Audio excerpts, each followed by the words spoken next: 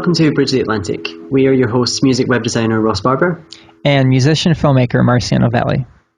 Today on the show, we're joined by Australian singer-songwriter and multi-instrumentalist Georgia Germein. Georgia is the lead vocalist with the Germein Sisters, a group which is completed by her sisters Ellie and Clara. The award-winning group are currently on their first European tour, playing in Germany, the UK and Switzerland. The girls have played with some of the industry's biggest names, including Sting, Joni Mitchell and Paul Simon, and Georgia's been nominated for numerous songwriting and composition awards. We're excited to welcome her to the show and hear about her experience of creating music with her sisters and what advice she'd offer to her fellow musicians. So, hey, Georgia, how's it going? Hey, yeah, good, thank you. How you guys going? We're good. We're well. That's awesome, too. It sounds like you have a pretty cool background in history there. Oh, cheers. So, been keeping busy, but we have a lot of fun with the music. So it's, sorry, but who's Sting, though? Good. Joni Mitchell, Paul Simon. Yeah. Our viewers right now are like, oh, no, there's another one of Marcio's hilarious jokes. Oh, God. Woo, no, that's all good. Yeah, no, yep. It's going good. I love it. Best start to an interview ever. Okay. Awkward. Well, we like things to be awkward, so we're going to start off by asking you to tell us 3 things about yourself that everyone should know. Okay. I always tell people, always, not like on stage, but I've got 5 pet kangaroos in Australia, so that's kind of a random, weird, awkward Australian. Is that kind of like what Australians do compared to like North Americans that would have like a pet horse as like a big animal to have? Would that be like the equivalent? It would be cool, but yeah, no, like not very many people have them. It's kind of they're like rescued kangaroos. So I'm part of a rescue organization in South Australia, down the bottom, and I love that. Get given baby kangaroos to raise. So yeah, I got 5 at the moment. Obviously, like we're in Germany at the moment, so I can't bring them with me, which is a little bit sad. But you don't want to pull a Justin Bieber and bring them with you on tour. Yeah, one day maybe. They're kind of getting bigger now. They're not like as tall as me or anything, but they're they're kind of like waist height, so I can't like super carry them around like on airplanes and stuff. But maybe one day if I get like a little one, another little one, that would be kind of fun. Maybe a bit random. I used to carry them around when I was at like uni and stuff in my handbag when they were like really small. And just cute. be like, what was that? It's like, ah! So you're living up to the stereotype that every Australian, like there's kangaroos everywhere in Australia, pretty much. I'll be the weird Australian person that does that. Yeah, there's quite a few around, but mostly like cats and dogs is what people have, unfortunately. But no, we love cats and dogs. We've got that as well. I love the beach, so yeah, like surfing and beach sort of activities is good fun. But that's probably number 2. Number 3. Family is pretty important to me, so we kind of tour as a family. So like in my band there's my sisters, so we're like there's always kind of traveling with your family, and our mum's our manager, so it's kind of this is just a girls trip in Germany, so just the 4 of us, we're on the road driving around in our little van, which is good fun. But it's kind of fun. We're all sort of a little team, which is good. That is so cute. That's all. It is really cute. So I'm interested to find out about how you and your sisters decided to actually like follow a career in the music industry. So how did that happen? Obviously you probably played music together and you knew that you could play music, but what was the push that kind of made you follow it as a career path? Yeah, sure. I guess I started out like writing songs when I was about like 10 years old maybe, and like they were really bad when I started. And I really enjoyed writing songs though, so I just kept, doing them, and they got better. Like they started off being about stupid things and just random like people that were annoying me sort of songs, like angry songs, and then it's okay. I still write songs like that. That's so good. No, I do sometimes as well. We all do. Come on. We all do. You always write bad songs, but like me, I always write bad songs. No. Like you always write bad songs. No. I heard what you said. No, I'm just kidding. No. I know. I said, okay. I always would write bad songs when I was starting out, and then and I still do today. But you kind of the more you do it, the easier it gets.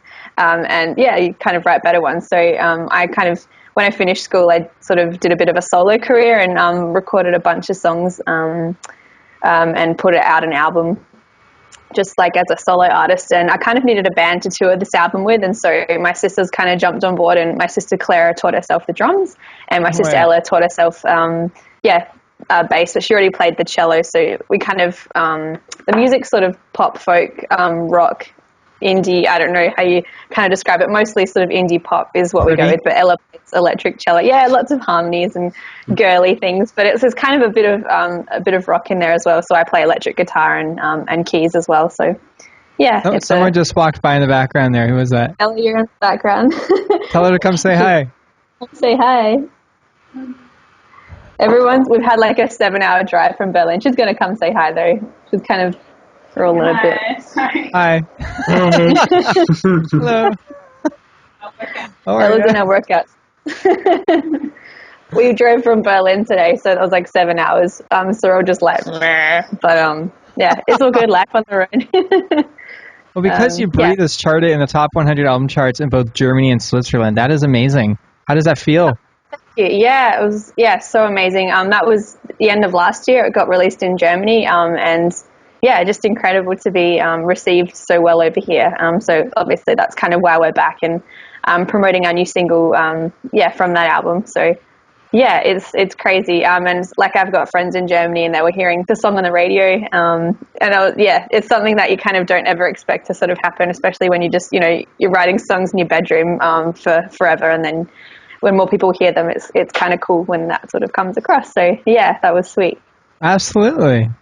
And you played lots of festivals. I was looking at your bio earlier, and I was just like, there's 20, 30, there's a lot of festivals there.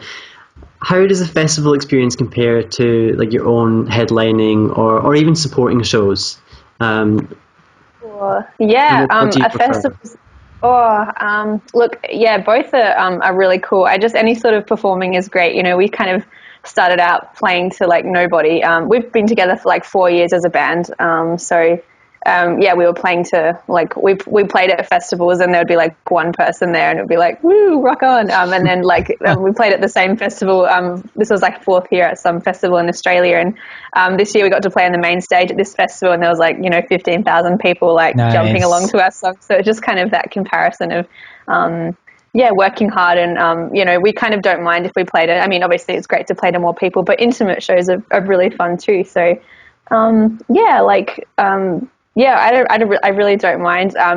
We're on a tour at the moment with this band called Naturally 7, who are from New York, and they've been touring with Michael Bublé for like 400 or 500 shows or something like that. So they're like super, like really cool with touring, and they have all these big tour buses, and we kind of showed up in our little tour van. We're like, whoa, like it's amazing. So just to kind of be part of this tour is really cool, and they're kind of like ticketed events, and that's really cool to sort of be on that bandwagon with those guys. So I kind of don't mind. Anything is really fun. It's great when people have bought tickets to see your own show because they're that seat. So that's always really special, especially in our hometown back in Adelaide.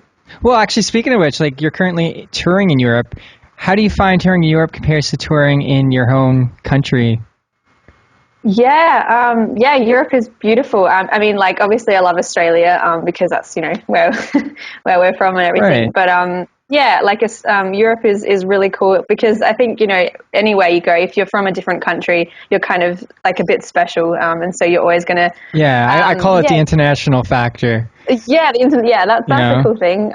So that's always really awesome to come somewhere different, and it's fun for us as well. I mean, at the end of all of this, the traveling that we've been able to do over the past 4 years has just been so much fun, and so to see Europe and to be able to sort of get paid for it as well is pretty amazing. I really can't complain. I've got a pretty fun job. Yeah, you seem like you're a little like over the moon about it, so that's pretty awesome. I know, I would be. I mean, there's so many places that I would love to go, and I think getting paid to go to the places that you've maybe wanted to go for a long time must be really cool. And for me, I guess I feel like it's kind of a dream, and that you can't really believe it's happening because you've worked hard for it for so long, and then it's here. Yeah, how much time do you actually get like to explore each place that you go to aside from actually playing the city?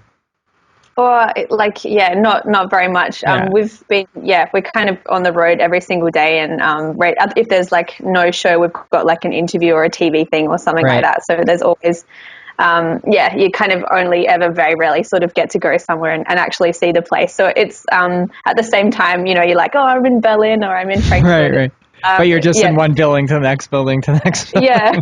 And you usually kind of see it out the window of like the car. You're like, oh, cool. Like that was awesome. I think when we went to London one year, we just sort of, we're like, oh, we want to see all the sights. And we had like 20 minutes. So we just jumped in a taxi and we're like, take us everywhere and just like the main things. And then we had to jump in and go to the next place. So it was like, I'd love to, obviously have the time to look around a lot more, but to be able to see those places is pretty cool. And when you do get to meet people and hang out with people, that's always, definitely a bonus. For sure. And I was reading in your bio as well that you're very involved in charity work. You already mentioned the kangaroos. Yeah, you mentioned the kangaroos. But you also work with disadvantaged children in South Africa or South Australia? South Africa, South Africa and Nepal? Yeah. I was a youth ambassador with a charity called World Vision. I don't know if you've heard of them before. Yeah, absolutely. Yeah, World Vision, cool. I got to travel to Nepal with them and see World Vision projects and, just kind of, get experiences of people and meet people and hear stories from people. And then my role as the ambassador was to come back to Australia and kind of, tell people about these people that I've met in Nepal and encourage them to support World Vision's big fundraiser for the young kids, which is the 40-hour famine. And that was awesome to be a part of that. And in our band, we're kind of artist associates with World Vision a bit. So we sort of, support World Vision with our shows and that when we can. And then in South Africa was a project that I was doing with my school, just working with kids in the Kalahari Desert and teaching them English and stuff so they could pass their exams, because in the school we were working in, they have to know how to speak English, and that's pretty tricky when there's no one there to teach you. So it's kind of all complicated stuff, but it was pretty awesome to be a part of, and definitely. As a songwriter, it's kind of opened my eyes a lot with kind of writing songs and what to write songs about rather than, just writing songs about breaking up with your boyfriend. You sort of open your eyes a bit about the world and that sort of thing. Absolutely. That's amazing. Keep doing that. Oh, thanks. Definitely. I admire that. We usually ask our guests to provide a funny story. But in this situation, I want to kind of push you a little bit to share maybe some funny, interesting stuff that happens when you are on tour with your own sisters. Because I would assume that I'm sure you guys all love each other, but there's got to be some funny or interesting stuff that's happened. Oh, for sure. We all love each other, so that's nice. But, we definitely have our little tiffs and that sort of thing. Sometimes big tiffs. I won't Spill the beans, come on. I think the first year of touring, because we've been, together for about 4 years, but the first sort of year and a bit, we were just, not, knowing each other too well. Because you're your sisters, but then you have to suddenly work together, and it's kind of a little bit of a shock because we don't really know each other's strengths and weaknesses, and you kind of, you're being told what to do by your mum still, and you're in your early 20s sort of thing, and it's like, I can't think of any specific sort of times, but we definitely have our moments. I'm probably the most introverted out of the three of us. So I kind of try to keep to myself a bit, and but then I've got my idea. I'm probably I work pretty hard with admin and that sort of thing. So that's sort of my job in the band. And then Clara, who's the drummer, she's the oldest sister, so she's kind of the mediator. So she looks after everyone. And if Ella and I are having our different opinions on things, she'll kind of mediate it and keep everyone happy and that sort of thing, and wake us up in the morning if we're sleeping in, and she'll make sure the van's packed and we've got our clothes ready. So she kind of likes to, be the big sister and that sort of thing. Ella's the bass and cello player, and she's kind of very much the creative one and has all the ideas with, videos and photos and that sort of thing. So we all sort of have our roles. And obviously Mum's the manager, so she sort of deals with all that kind of thing. That's cute. And yeah, sorry, I'm just like, that's so cute. It's a fun little family traveling sort of adventure, and it's really awesome. I can't complain. And it's, you don't really get homesick very much because you're kind of with your family, you're kind of bringing them with you. So that's pretty cool too. Cool. Very cool. So Georgia, do you have any advice for any aspiring musicians, particularly if they are planning to work with family members? Or I guess like before you start a band, like make sure, or whether it's with your family or not with your family, make sure you kind of, it's nice if you get along with the other person to begin with. I mean, that's probably like a silly sort of someone should have told me that should also apply to podcasts, because I mean I started this Original Antic with Ross, but I mean I know we don't even like each other. Well, he likes me because obviously he likes me. Who doesn't like me? But I don't like him. No, I'm kidding. Okay, sorry to cut you off. Go ahead, please, Georgia. No, that's okay. So I guess surround yourself with people that you like and you want to hang around with, because when you're on the road, you're kind of with them almost 24/7. So that's kind of a nice thing to find out, that you do get along rather than that you don't get along. Early on in the tour. And just if you're passionate about it, like I think in the early days for us, when you're playing to one people, we've played on like a train to get across from one gig to the next, and we got our this is like a big train in Australia that goes for like a few days, so to sort of get our ticket covered, and it's very much a sort of a small sort of gig, and you can sort of get brought down a bit when you do play a smaller show.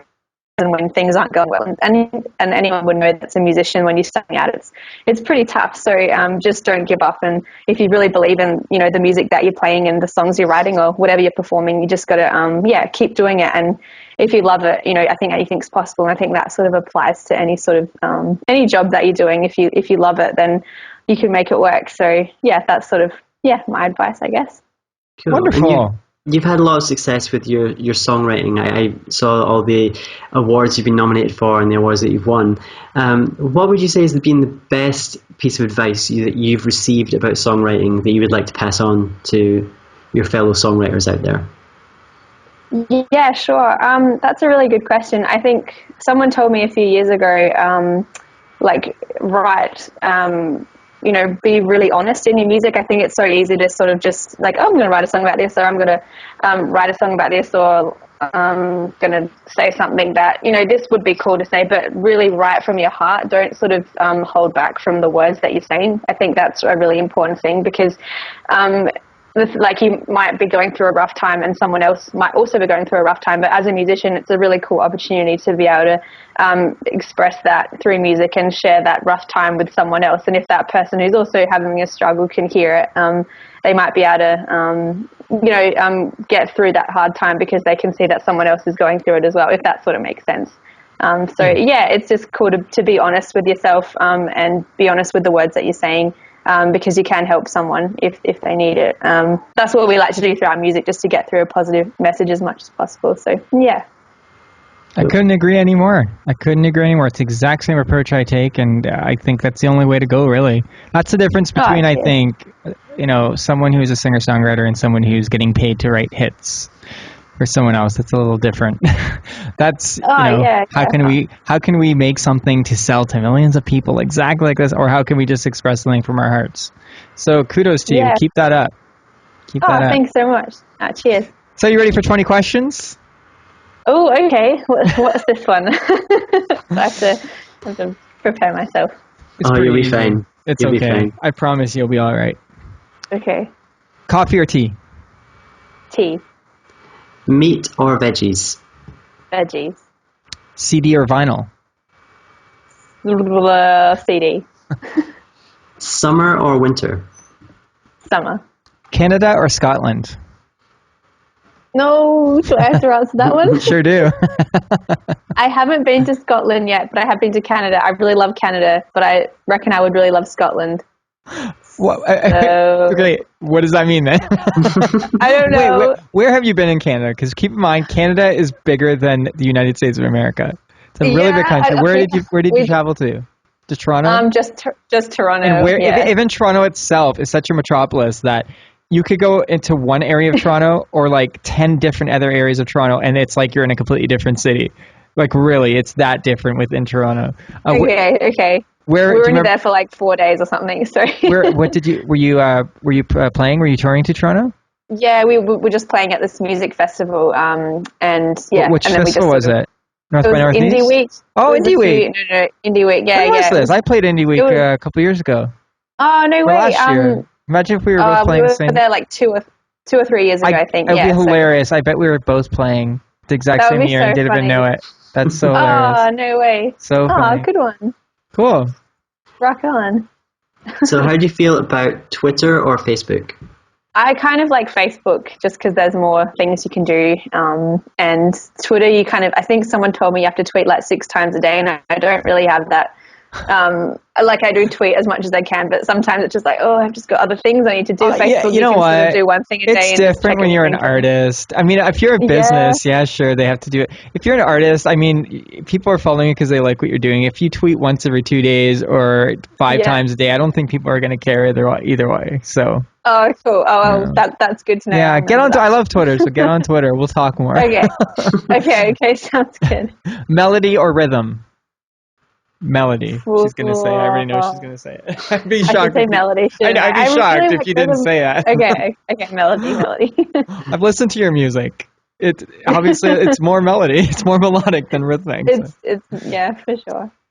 So this is because you're Australian. Neighbours or Home and Away?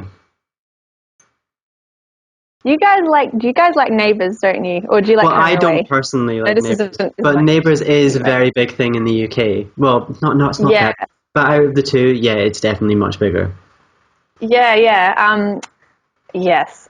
I kind of like Home and Away. I think because it's more beachy sort of thing. Sorry, but I do. But Neighbours is cool too. I grew up watching both of them, and yeah, they're pretty popular in Australia. So, woohoo! Indie or major? Indie. And another Australian question. Oh, that's great. We prefer indie. Yeah. Okay, cool. So another Australian one. Kylie Minogue or Danny Minogue? I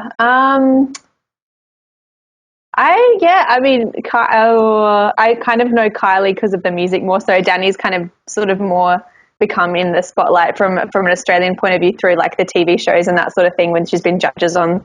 But so I'm gonna say Kylie. Sorry, Danny, but they're both cool. Surfing or skateboarding? Well, I really love surfing, but my sister bought me a skateboard for Christmas last year. So, and that's been really fun because you don't have all that sort of, you go surfing and you get whacked in the face by a wave and it feels like you've swallowed like a bucket of salt water and you feel like you've just been beaten up sort of thing sometimes on like a rough day. And skateboarding is just like, woo, you don't have to sort of worry about that. But if I go close enough to the camera here, I don't know if you'll be able to see this. You probably can't see it, but there's an area of my chin that hair doesn't grow anymore, and it's because I wiped out on my skateboard when I was a kid, and this completely cut open. It was gushing blood everywhere. You could see the muscle and everything underneath, and they had to stitch it up with like 8 stitches or something. So I think you can get hurt with a skateboard. Just let you know before you go. And the funny thing is, I wasn't even standing on the skateboard. I was messing around, and I was on my stomach on the skateboard and fell. So I wish I could be like, I wish I could be so cool and be like, yeah, I was doing like this really cool trick. And it's like, no, I was like this far away from the ground. Anyways, that's my story. That's so funny. It's a very entertaining story. It is funny. I was only like 12 or 11 or something. So I probably haven't been skateboarding enough, so I need to get injured. I cried a lot. It's okay. I cry all the time. Actually, I really don't. That's all right. Crying is fine. It's okay. I wish I could cry more. I just can't cry. It all comes out of my songwriting. You know what it's like. Yeah. But I digress. Okay, cool. So yoga or yogurt? Yoga. But yogurt's good too. But it sounded like she said yoga because your Austin accent. I thought you were going to say yogurt, but you were saying it slowly. Twerk or work? I'll say work. Yep. Okay. Is that not a fun answer? Sorry. It's okay. Some people say they twerk while they work, but I think they're just making it up. I think they're lying. Until I see proof of this, it's kind of hard. It would be very hard. Even if you're just sending an email, I mean, anyway. Yeah. I'm just picturing you doing that, Marcio. I do. That's exactly how I work every day. Okay, now this question, I realize that I've written this question, I'm like, this is not going to make any sense. So I am going to preface this with, when it comes to music, education or experience? I reckon experience. Yeah, because through experience comes education from my I like that experience. Anyway, I think I've been told a lot of things when I've been growing up, through education or whatever, and it's only when you kind of experience it that you sort of actually learn for yourself. But 100%. Ross and I are with you on that one, for sure. Oh, cool. Michael Jackson or Michael Bolton, and we are trying to get the Bolt on the show, so just saying. Oh, okay. Should I say Michael Bolton then? You can say whatever true to your heart. I've actually tried to learn the moonwalk. Say whatever is true to your heart, okay? We can't really get Michael Jackson on the show, so. Okay. We'll go Michael Bolton then, eh? I geared that but a little bit. The moonwalk, though. The moonwalk is cool. I know. I can actually do the moonwalk. I'm not great at it, but I can do it. Really? We'll have to do it together. Next time you come play Indie Week, I'll be like, okay, we're going to learn the moonwalk together. Okay, that sounds good. The drummer, Clara, my sister, can moonwalk really well. So she was trying to teach me last night, actually. But Cool. Now, we probably know the answer to this, but koalas or kangaroos? Oh, kangaroos. Yes. Ricky Gervais or Ricky Martin? Oh, Ricky Martin was just on one of the TV shows in Australia, but Ricky Gervais is very funny, so I'm going to go Ricky Gervais. Yeah, I think he's awesome. I think he's so friggin' hilarious. Whale or kale? Oh, they're both very different, but they rhyme, so that's nice. She finally gets it! There's no connection, but they rhyme. I really do like kale, but I think I'm going to go with whale. Are you vegetarian? I am vegetarian. Not like to eat. Is this like to eat, or is this just like in general? Oh, no. I was like, Marcio, just really generally. Marcio just loves everyone to be vegetarian or vegan because he's vegan. Okay. And when you said that you care for animals and everything, I didn't want to jump in right away and be that vegan. That's like, but I am that vegan. And I'm so stoked. That's awesome. Good for you. You're an annoying person. That's like, good job. We're so morally superior. Wait, so that means 1/3 of us here eat living creatures, but I mean, at least 2/3 of us, don't. So we make up for the jerk that is Ross here. It's still good. It's not all good. My parents.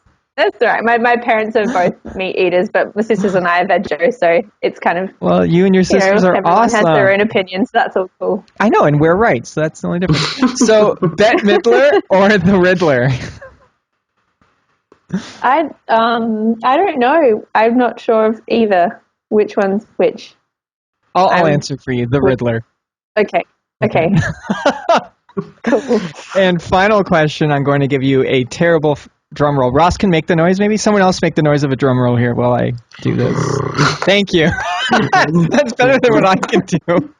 And remember, before you answer this question, remember, you and I don't eat animals, but Ross does, so that's all I'm going to say.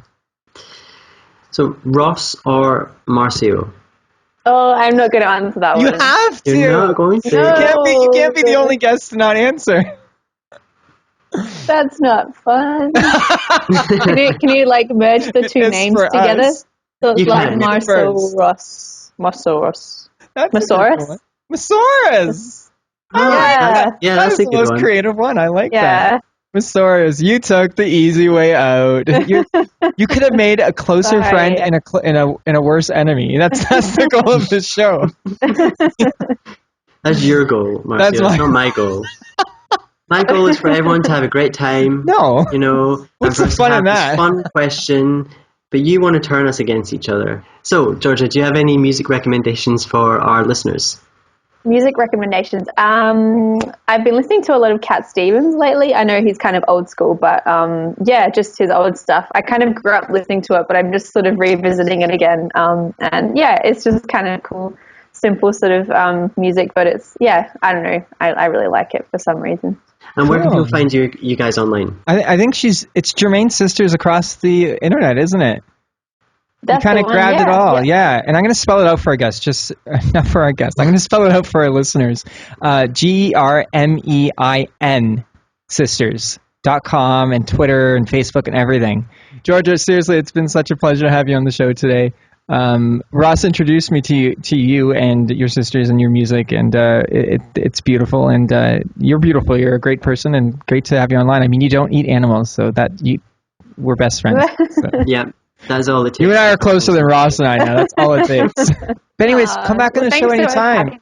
Yeah, hopefully come back to absolutely. Play Toronto again. And, yeah. Honestly, let me know whether or not I'm playing. I'd love to come out and meet in person, and that would be cool. For sure. Cool. Awesome. No, thanks so much, both of you, for having me. For sure. No problem. Thanks so much.